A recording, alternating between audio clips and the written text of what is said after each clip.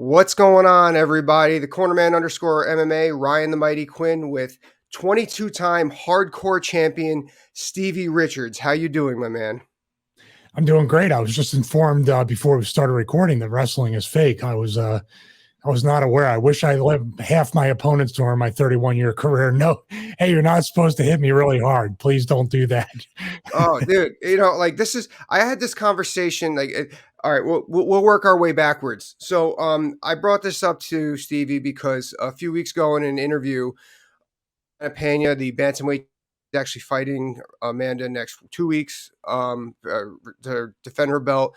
She was asked about Ronda Rousey on Ariel Helwani's show, and she went to fake wrestling because it was just an easier path or whatever. I don't remember the exact. She couldn't handle MMA anymore or something like that. But if she wants to come back, I'll fight her. I don't know. I felt like she was just trying to set up a return for Ronda. But I just, whenever someone refers to wrestling as fake, it drives me crazy. I actually had this conversation last night about this, just saying like, oh, someone's like, oh, well, wrestling's fake, MMA is real. I'm like, nah, both are real. One's just a little bit more scripted, but like not that much anymore, right?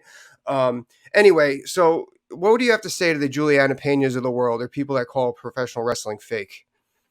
Well, I think number one, I'm not going to go the route of I don't get insulted by anything anymore. I don't know if you see my Instagram post and reels. Of course you do. I'm on the beach almost every day. Nothing bothers me anymore. The only thing that bothers me is I only caught 3 waves today with the boogie board. That's the extent of my frustration in life right now.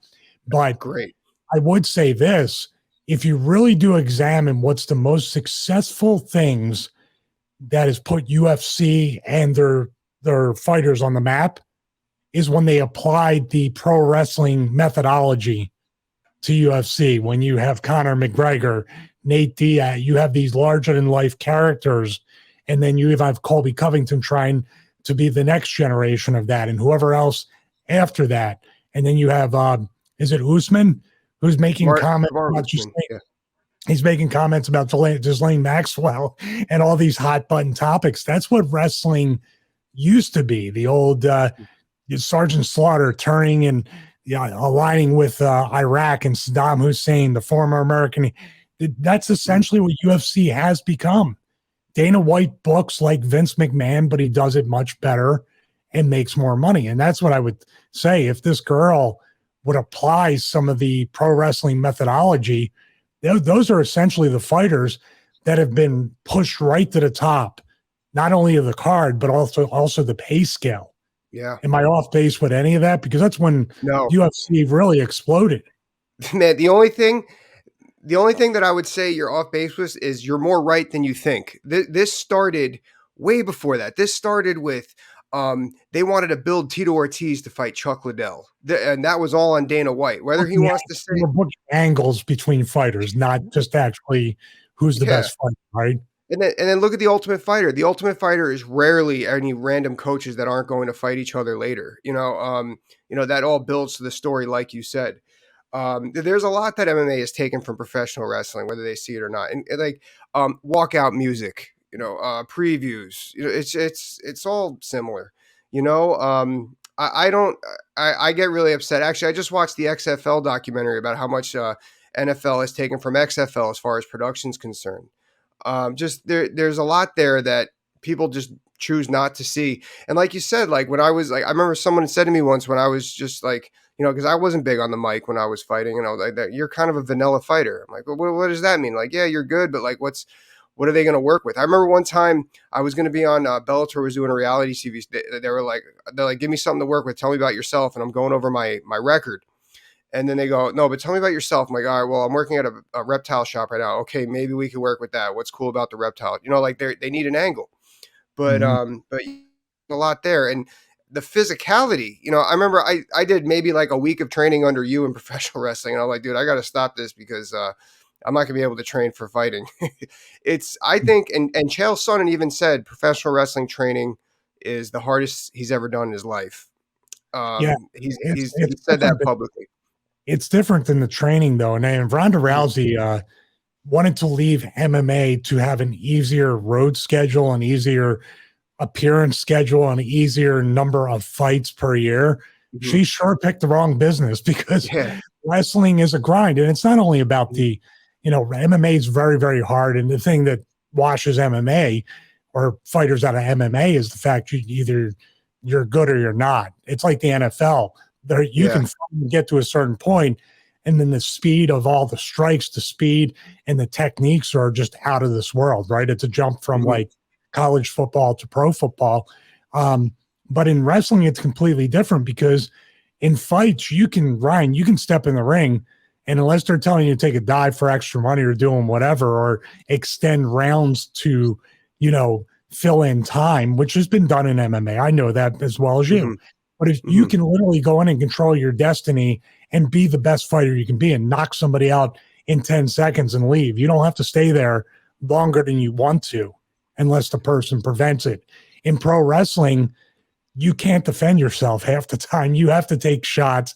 You have to do certain things. And then that's the easy part, because the hard part is dealing with, quite frankly, the evil scumbags that are in management around the business, behind the scenes. But by the time you get in the ring, it's like you're already exhausted from all the other stuff, not to mention the travel, hotels, being your own accountant, being your own gym finder, being your own personal trainer, your own coach, corner man, all that stuff. So that's what I'd say. I don't get it.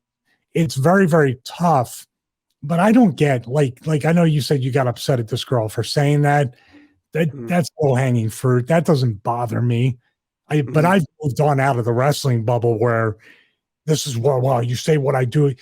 Jeff Jarret had a famous saying: "Those who believe, you'll never have to convince. Right. Those who don't believe, you'll never end up convincing." Once you realize that, it's fine.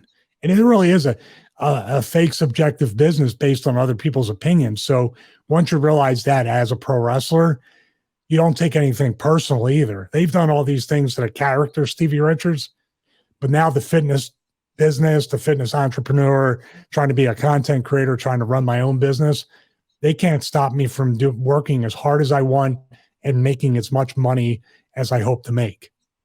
Right. Awesome. So we kind of started touching on it. So the reason why I wanted to have you on was two fairly big names have jumped from mixed martial arts and are dipping their hand in professional wrestling, and Valerie Lareda and Paige Van Zandt. Other people have done it before. I mentioned Chael was training. King Mo, we know very well. MMA, professional wrestling. Ken Shamrock went to the high level at both. Brock Lesnar jumped back and forth. I'm missing. Matt Riddle. He also is doing pretty well for himself. So what would be the message to them? Like, what would be the message to these fighters making that jump? That because you've done some mixed martial arts training, I know, and actually you just did jiu-jitsu today, you said, right? Or is that later? They actually canceled the class. That's probably why I'm still sitting here, not in pain, not being burned all over the place. I gotcha. What would I say to them? I don't know. It's hard to say. It really all depends on the attitude. I think that's the number one thing. And also, it's such a culture shock going from MMA, going from having to be able to naturally, you build up all these natural defenses and offensive in MMA where it's like a reflex. And then you have to unlearn that and learn how to let somebody hit you as hard as they want, hopefully in a safe place.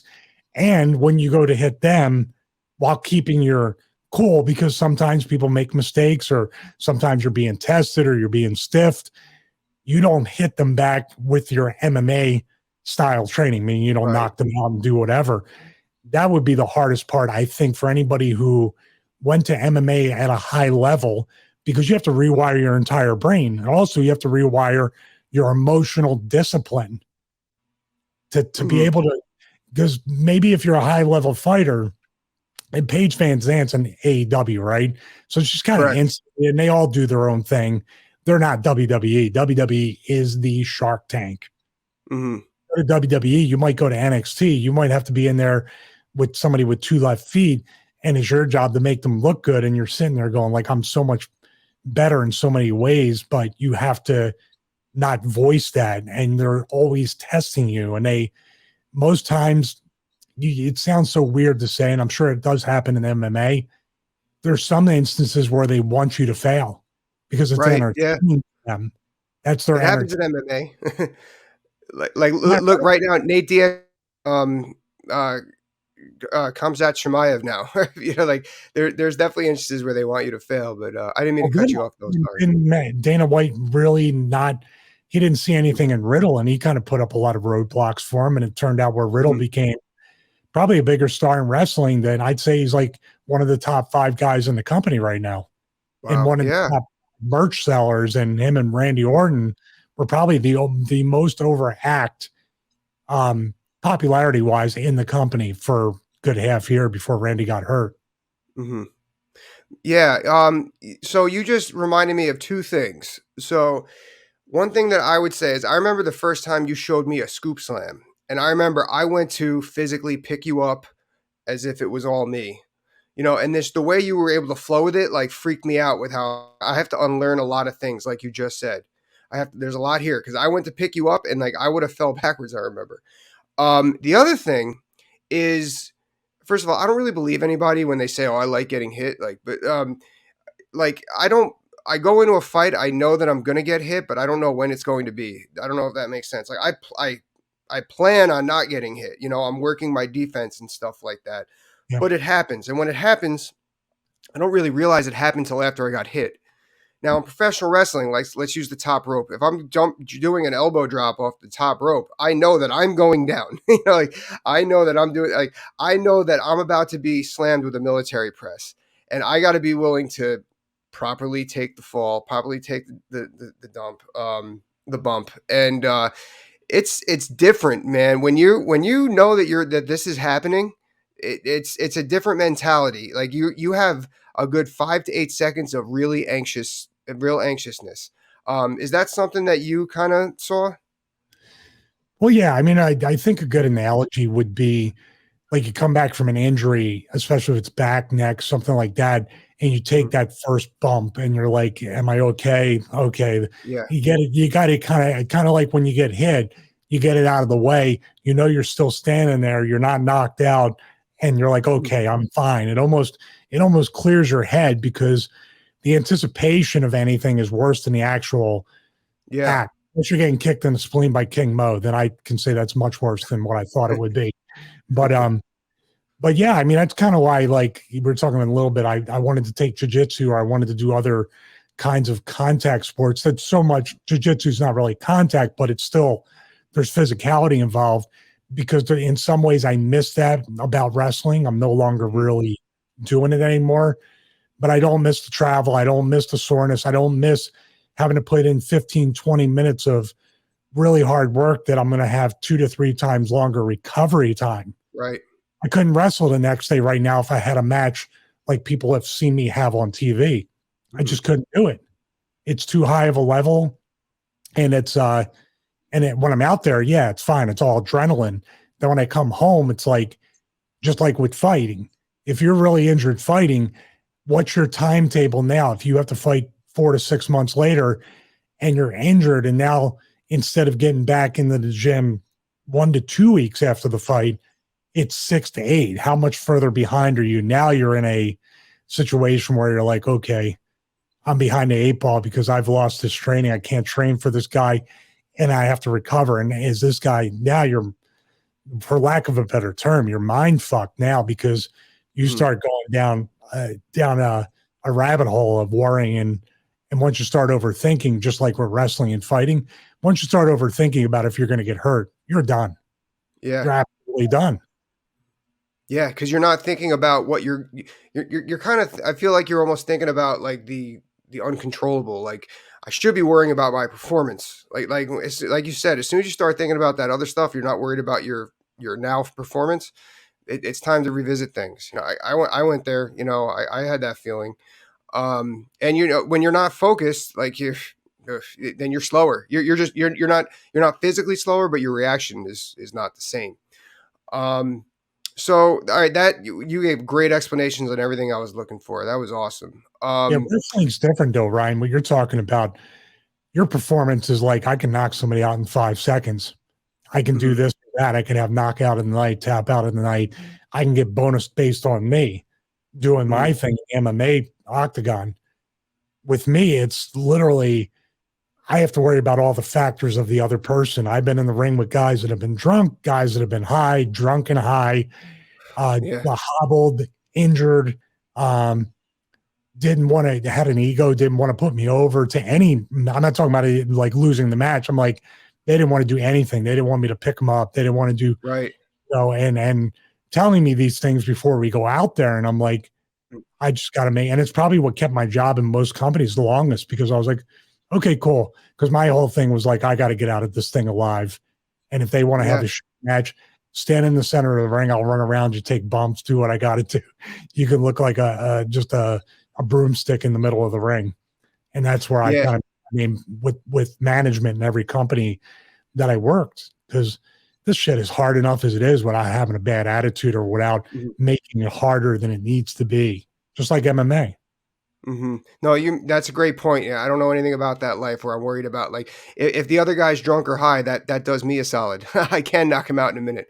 But one thing that I always found interesting that I don't people realize, like when you were on the road with WWE, how long were you home during the week before you had to go to the next event? It was an average of 4 days a week, which gave me Okay. maybe 2 days at home because we'd have house shows. If it was Monday Night Raw, when they had the brand split, or if they had both shows, it was Friday until Tuesday. But when they split, it was Friday to Monday for Raw, Saturday to Tuesday for SmackDown. And that was sucky because Monday house shows while Raw is on for free. That was a bad draw right there. And Yeah. literally, Monday night house shows aren't going to draw anything. But Mhm. what would happen too is when business was down in the States, we would go overseas. So every other week or once a month or whatever interval, sometimes we go overseas for house shows and then do a TV overseas. Yeah. So there'd be 4 to 5 days minimum if you were on the house shows, and then another 4 to 5 days or full week, and flying to England, flying to wherever, and then coming back, and then doing a TV once you land. So it was like a Monday to Monday thing, and then flying home. Uh, and that's really, being in the ring is fine, but it's everything else, the driving, the hotels, the flying, and everybody's like, oh, what's the big deal? You get to see the world. No, you don't. You get to see an arena, a hotel, a rental car, a highway in the dark, and then a Yeah. gym, maybe if you're lucky. So that's why I developed the band programs, because I couldn't find a whole lot of time. So I'd be doing band workouts at the airport gate if I knew when I landed, say for day one on a house show, Ryan. And this happened once. It happens once, it's going to happen 50 times in a row. I Right. have a connection, delay, cancellation, delay, cancellation. I'd land, and then sometimes we wouldn't be in the city where we'd land, be like 80 miles out, 100 miles out. Hmm. I'm literally the first match. And as we're driving, I'd have someone else drive. I'm putting on my gear, getting out of the rental car. When I go through the garage door, the big garage doors in the arena, my music is hitting, walking by. The kid who I'm wrestling is saying, or the guy, the veteran, whatever, is saying, hey, this is who they went over. This is the finish. They need 12. And we go out and do it. That's and then we have to drive 250 to 275 that night for the next house show. So you have So a 24-hour day essentially. It's that's crazy. insane. We The choose the to do it. closest situation I have of that is when I fought in Chechnya. I landed like less than a day before the weigh-ins, so I didn't even have time to take a nap. And like the clock zones, I don't even remember what time it was when I got there. And I'm putting my garbage suit on and everything like that as I'm in the car. And now Chechnya is a Before from the military flight. state. Now you got to drop weight because you gain Yeah, probably 5 to 7 pounds of bloat from flying, right? exactly. Yeah, yeah. And it's cold out there, and Chechnya is a military state. So I made the wrong right turn to go to the gym to cut weight. And I'm American. I look American. I have military police with a rifle in my chest telling me to turn around. And like here I am. I hadn't slept, and like I'm like, oh, okay. Like I just took a deep breath. I somehow got the weight off. I couldn't even tell you. Like I know that I ran and shadow boxed a lot. Um, and I remember I got the weight, and then I basically just slept till the fight. um, That's the closest thing I have to that. But then I was able to go home for about 2 weeks. So I don't. So Hmm. it's that's just the closest travel story. So, You could have but very really, well. I want to have you on. You know, we're talking about training. We're talking about working out. You're talking about developing the band system. Tell us about your YouTube channel and everything you're going with it, because I think it's completely fascinating. I love following your stuff. Similar, I'm trying to make this YouTube channel work. So tell us what you're doing.